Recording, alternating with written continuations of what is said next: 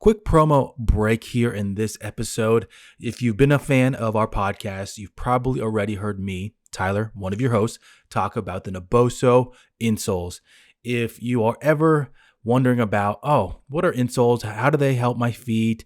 Are they really useful? I got to tell you that I've been wearing these Duo insoles for probably a year and a half now, and I think they're game changers. If you sit at a desk, if you are on your feet, so basically anybody, for anybody in the world, they can really help with your health. If you ever have foot pain or if you have any type of issues with your feet, these can be a game changer for you. Hopefully, you take my word on it. You head to the link in the description, you buy yourself a pair, and you come back and you share it that, I actually bought those insoles and they actually do work. That'd be something that we'd love to hear, love to see, because that means that you're working on your health. That's it for the promo break. Let's get back to the episode and keep hearing about all the random things that Ron has to say.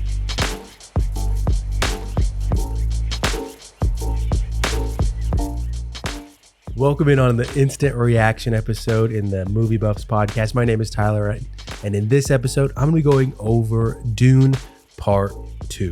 And yes, the time of this release, it's a little late. The Dune craze is fading out at the moment, and I understand that. If you are listening to this and you're thinking, his voice sounds a little nasally, yes, it's because for the last week and a half, which is wild just to say out loud, the last week and a half, I've been super congested with whatever's been going around, and it just won't go. So it took me a bit to get this, and also there was a little bit of traveling that I did between the release of Dune Part 2, and the recording of this. I'm going to start off by saying I had a bunch of FOMO with the Sunday fan screening that they had for this film the Sunday before its actual release. And when I started to realize, maybe I do want to see this on that Sunday. They had a IMAX Sunday fan release, if you didn't know about it. And I'm checking literally all the theaters in the city that I live in, and every single one was sold out. Every single one within the whole metropolitan city that I live in. And I'm talking about 45 an hour away.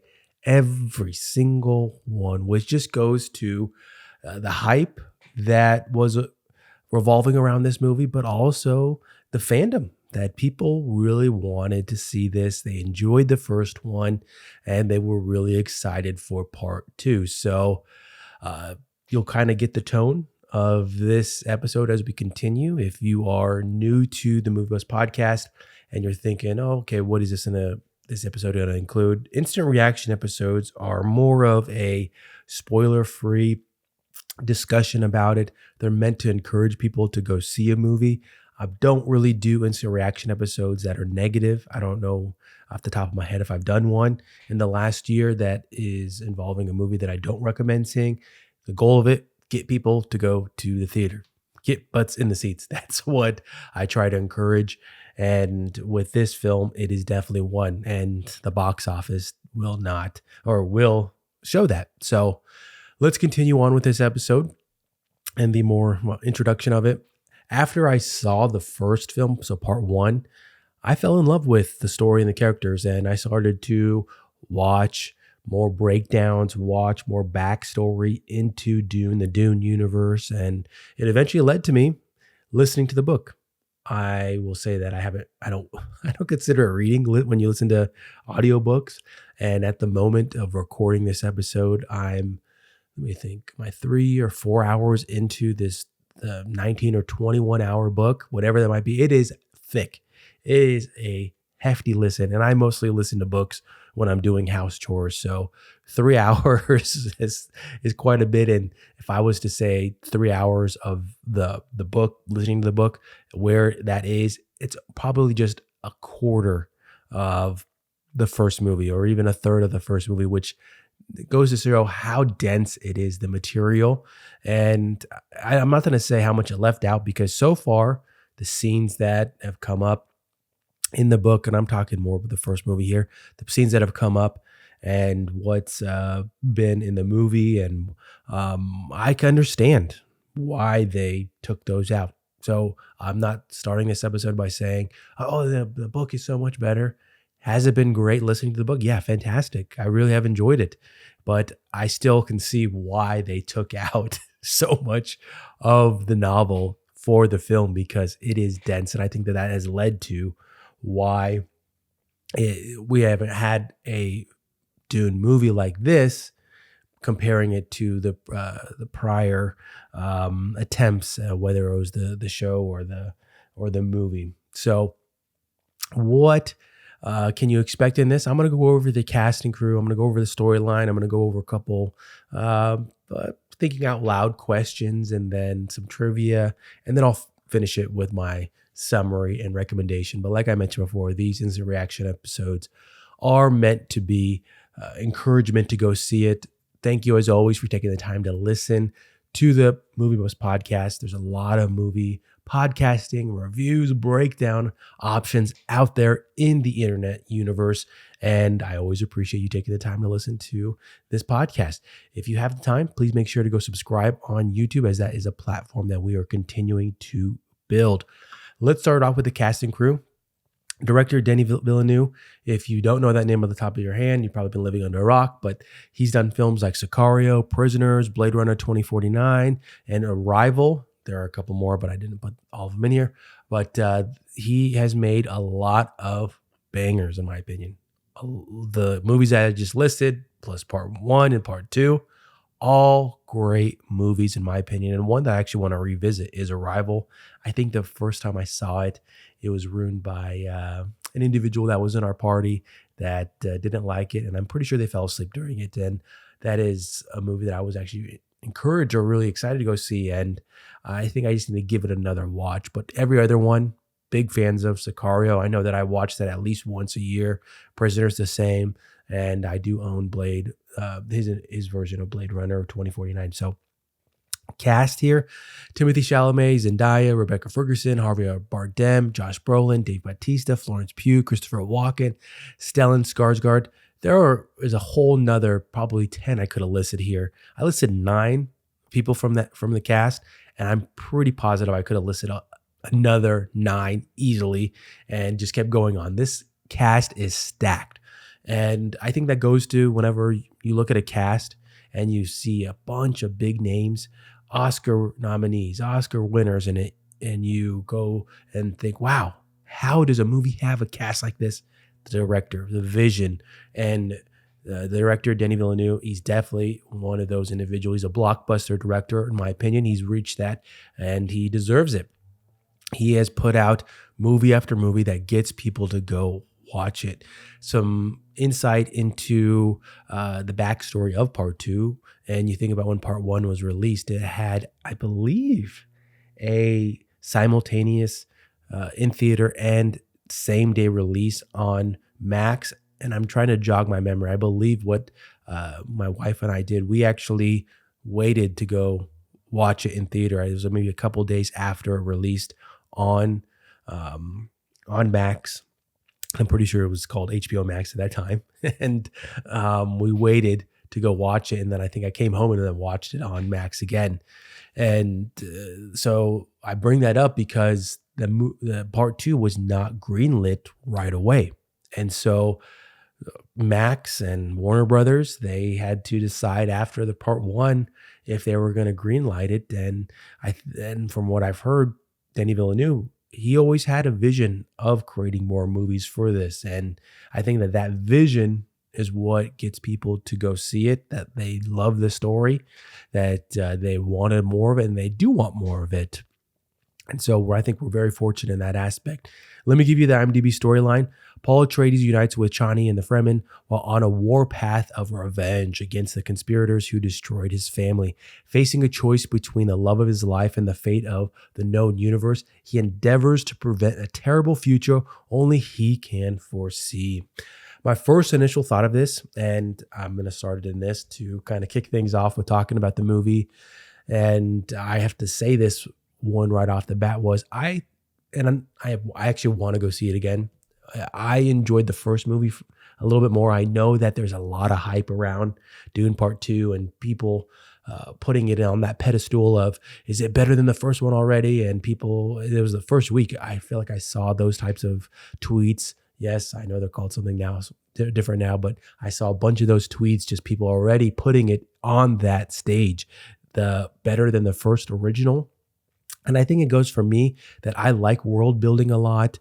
I know that the first one was it could have been very hard to keep up with all the names, the houses, all that kind of stuff.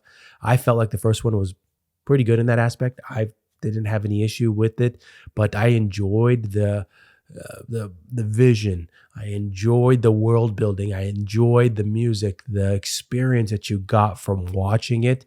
And that doesn't go away. That doesn't say that Dune Part 2 doesn't have any of that. Part 2 is different. It is very different than the first one. There's a lot of visuals. It is very much of a experience to go see it. So, of course, you want to see it on the biggest screen possible. But I did enjoy the first one. And that does not deter from this episode and Part 2 at all, in my opinion. I loved Dune, and now I even started this episode by talking about how much I went into the whole Dune universe with watching more content after. So don't think that it detracts from my rating of it at all.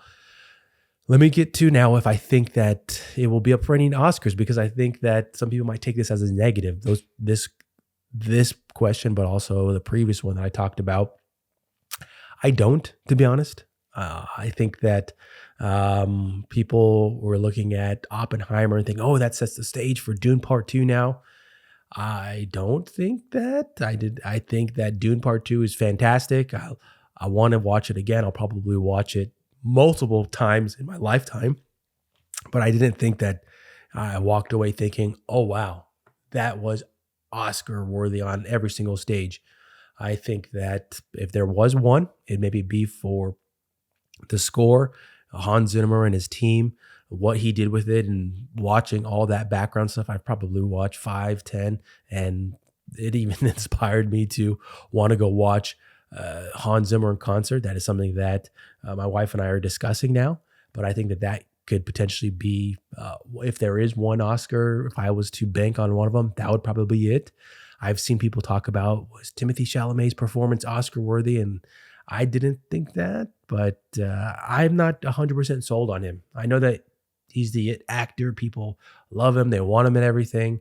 Even one of the funnier things that I always see is on Netflix movies that he's just even a side character, that he's barely even in them.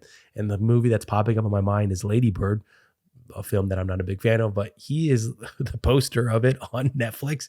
And I'm pretty sure he's barely in it. I know that when I brought this up to my wife, she was like, he's in that movie? And I was like, yeah, remember, he is the guy that she's obsessed with, and he is barely even in it, but yet he's an it actor. So Netflix is trying to take advantage of that and get people to watch that movie. But I didn't take it as a Oscar-worthy performance, but that's my opinion on it. I know that will probably make some people mad, and I'm getting these two discussion topics out early because they might be perceived as negative, but I'm telling you they're not. Now, the different tone of Part 2, as this one being a more war-based battle action. Yes, that is very apparent with it.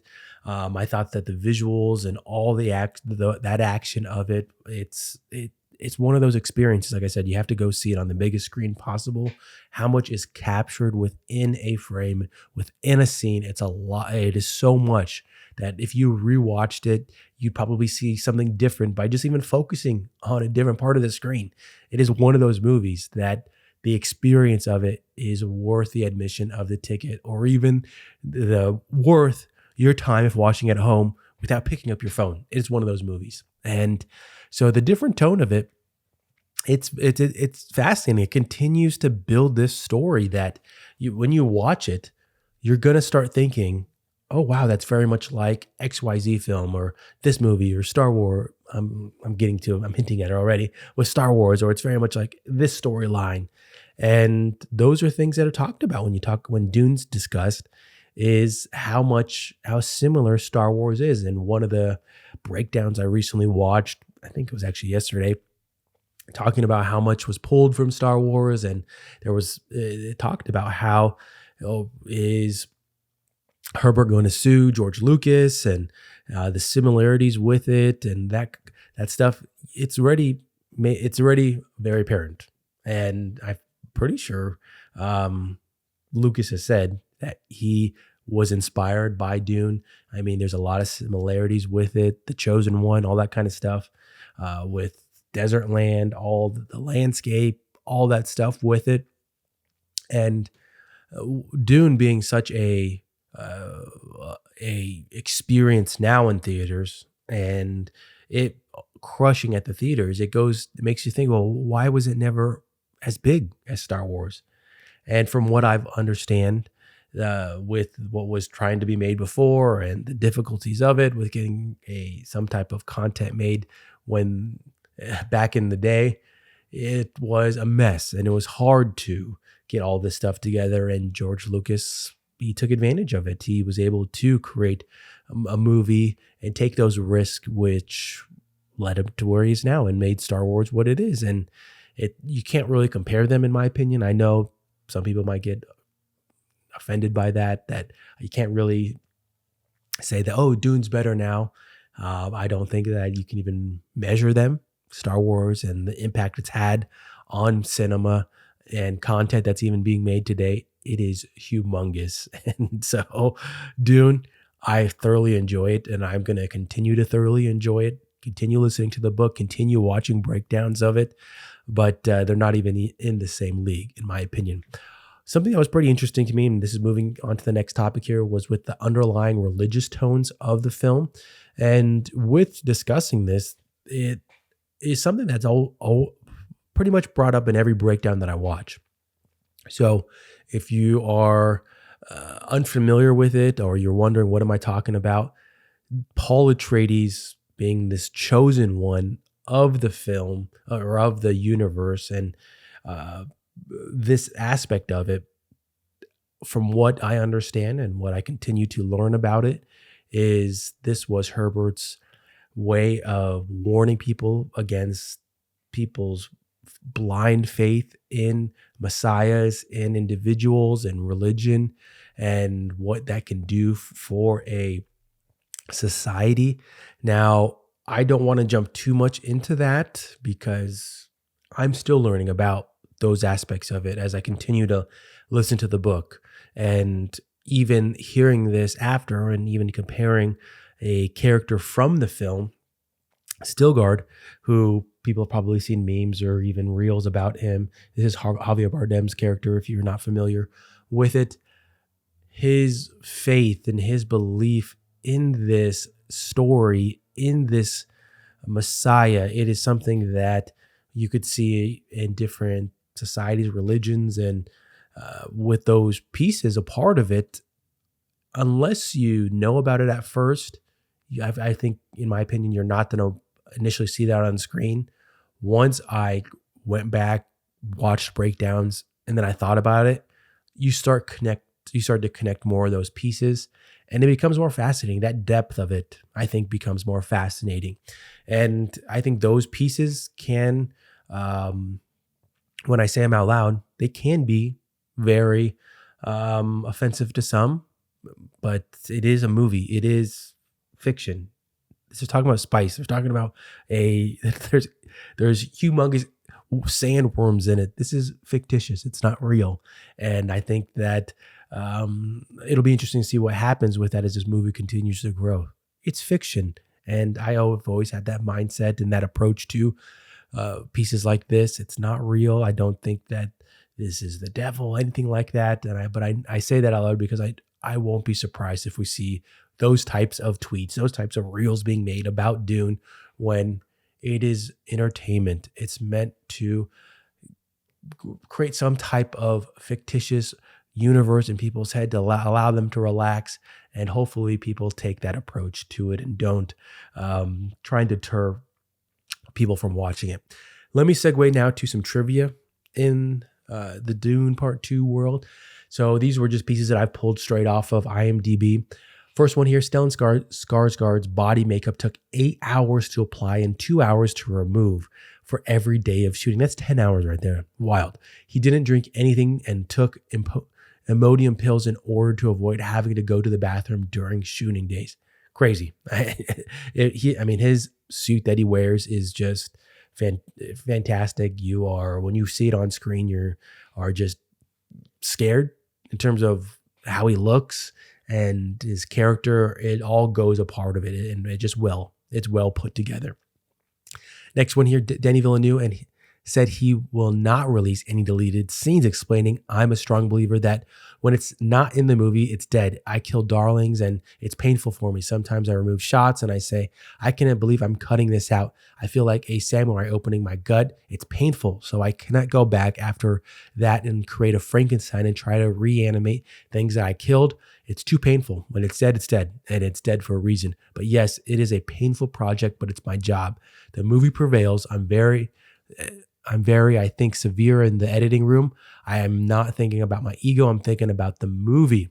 I put this one in here because it's a pretty interesting thing. I've heard different actors talk about scenes that were cut, different roles that were cut already from being filmed, and those scenes that were cut, I understand them. Like I said before, I understand why they were cut, but him saying that he's not going to make an extended cut. I mean, I know that those are very popular these days, and trying to fix things after I release this cut, release this edited cut, whatever it might be. And I think that it's a filmmaker's perspective there. That's his perspective. That's his viewpoint. I've seen already many quotes from Denis Villeneuve that are being put on platforms like X, like Twitter, that are trying to create drama, stir up drama. And that's one right there that I could already see people getting all upset about. But it's his vision. It's his project. It's his interpretation. That's what you're paying for. You are paying for his perspective, his vision of a text, and his vision and his ability to make art from a text to a script to filming it to editing it. It's all his vision. So I think you just have to go with it. Next one, Greg Fraser, cinematographer of Dune Part 2, suggested to shoot the Gady Prime sequence with infrared cameras to give the skin a translucent texture. Now, this part of the film, I remember when we were watching trailers, breakdowns from different YouTube movie breakdown people and YouTube, whatever you will call them, people that take content, do trailer reviews, that kind of stuff. They thought that these were flashbacks for Gady Prime, and in the film they're not. Then this vision, how Gady Prime looks on screen, it's nothing like you've probably seen before. It's a black and white look that it stands out from everything you've ever seen. And so I think that viewpoint from the cinematographer, it's interesting because Gady Prime, they are meant to be a society, a universe, a world that is very rich from their ability to, from all the spice that they were able to extract from Arrakis. And so this interesting viewpoint there, I think that it's part of the vision of it, and the fact that this is how they look. And when you see it on screen, you get there, you feel what they are like, you see what their culture is about, which I don't want to get too much into because it's an experience in its own. The last one I have here, the character played by Florence Pugh is Princess Irulan, daughter of Emperor Shaddam IV, fourth. There we go. I misread that there. But this fact is known only to the fans of the book because in the movie, she is never referred to as Irulan. Same thing applies to the little sister, Paul Atreides, Alaya. Now, these are things that I heard before prior to listening to the book. In the book, it's almost like a prelogue to each chapter. There are these diary entries and timestamps in terms of when they were, and almost like they're flashbacks, looking back on the what happened. And these entries from the princess, they were, when I first started to hear them, you're like, oh, interesting. and then having already seen Dune Part 2 and then hearing them, you, in my opinion, you think, okay, I like how that was adapted for it, because how there are diary entries and there are flashbacks in terms of what she experienced and what she was thinking. It's interesting how it was portrayed to the book, and how I talked about throughout this whole episode that this is Denis Villeneuve's vision of this text. And so I liked that these pieces were adapted and changed for the movie. Florence Pugh, I think that she does a great part in this movie, and I think that the changes that that were made with Aaliyah will be very good for Part 3, Messiah, whenever that does come around. So I know I went a lot in this, and this was an episode that probably most Dune enthusiasts, it's not something that's going to change their world or anything like that. It is more just for, like I mentioned before, the individuals that are not too familiar with it, that hopefully gives them some inspiration to go watch it. I went into Part 2 knowing decent amount of what's going to happen, what's to come, based off of breakdowns that I watched after Part 1. And nothing I mentioned in this is going to ruin anything for it. It's not going to change your perspectives. It's really just going to hopefully enhance what you see on the screen, because it is an experience worth seeing on the screen. I hope you enjoyed this episode. Hopefully you take the time to go watch it. And if you have the chance, make sure you subscribe on YouTube. Thank you for listening. I will catch you in the next one.